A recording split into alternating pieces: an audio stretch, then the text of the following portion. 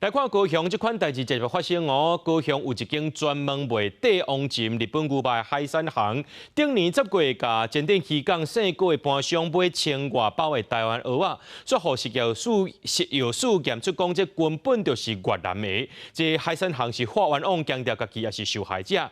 那这圣果的盘商落尾也承认讲，伊是摕越南的蚵仔来加做台湾的伫咧卖。那高雄地方法院最后是依照早期卖假食品等罪。判以有期徒刑4个月，会当用罚金来代替。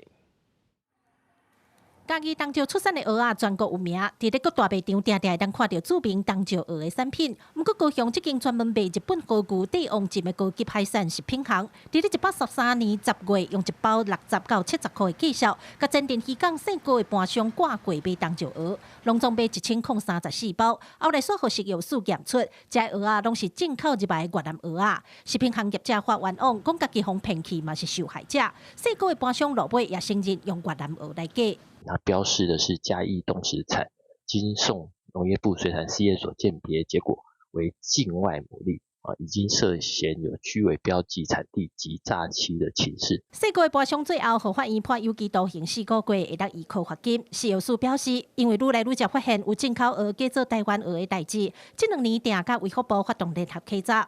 咱实际来到高雄母标红粉市场，大顶悬放的蚵仔大个水。摊商老实讲，因为台湾赶人的蚵仔无够肥，所以对换卖越南蚵卖照实甲人客讲。每一个人做生意的心态我不清楚，但是我们这边的客人基本上我都会告知他，就是有问我会诚实告知，要不要买他自己决定。当然我们有认证的话，是对消费者跟对我们业者更好啊。你若认证了有进户来打关，那是咱在推广来做如何推广？